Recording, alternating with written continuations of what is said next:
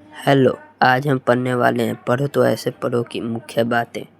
इसमें बताया गया है कि आप अपने याददाश्त को कैसे मजबूत कर सकते हैं। इसको पढ़ने के लिए आप अपने फ़ोन को रोटेट कर लें। पढ़ने वाले हैं क्या है स्मरण शक्ति।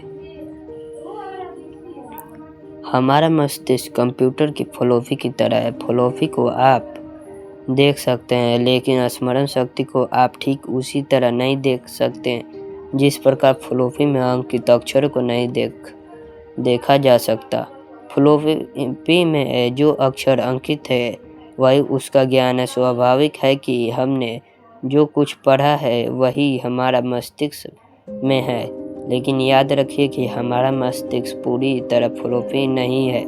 फ्लॉपी में इतनी क्षमता नहीं है कि वह आप अपनी तरह से एक भी चिन्ह दिखा सके, लेकिन हमारे मस्तिष्क में यह अद्भुत क्षमता है कि वह पढ़े हुए का उपयोग करके न जाने कितनी नई बातें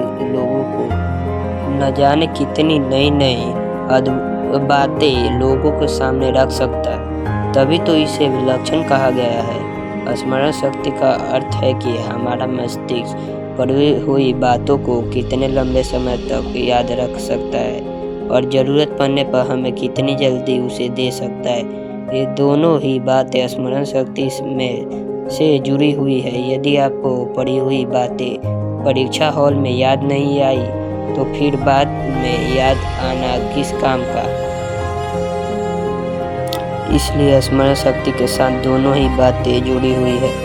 पहला, पढ़ा हुआ कितने लंबे समय तक याद रहता है और दूसरा, कितनी जल्दी याद आ जाता है। तो आइए जानिए स्मरण शक्ति की इन दुनियाओं के बारे में ऐसी ज़रूरी बातें जो आपके लिए बहुत ही काम की होगी। अमेरिका के न्यूयॉर्क यूनिवर्सिटी के स्कूल ऑफ मेडिसिन के वैज्ञानिक एंटोनिया कॉनविट ने अपने शोध में यह पाया है कि यदि व्यक्ति नियमित कसरत करे तो बढ़ती हुई उम्र के साथ उसकी याददाश्त भी कमज़ोर होने की बजाय बढ़ती जाती है। इसकी पुष्टि इस बात से भी होती है कि खिलाड़ियों में अल्जाइमर और पार्किंसन रोग की शिकायत बहुत कम मिलती है। इसका मतलब यह हुआ कि देह की चुस्ती और तंदुरुस्ती का सीधा असर हमारे दिमाग पर होता है। कॉनविट का मानना है कि हमारा मस्तिष्क हमारी मृत्यु तक समान रूप से काम करता है। उन्होंने अपने हाल ही के शोध में पाया है कि लोग शारीरिक रूप से अधिक सुडौल और गठीले थे। उनके मस्तिष्क का ग्रे मैटर अधिक सुदृढ़ रूप में मौजूद था।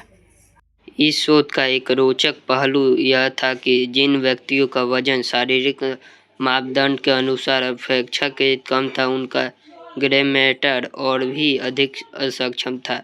इस आधार पर उन्होंने निष्कर्ष निकाला कि यदि बढ़ी हुई उम्र में अपना वजन नियंत्रित कर रखा जाए तो इससे स्मरण शक्ति बढ़ती है।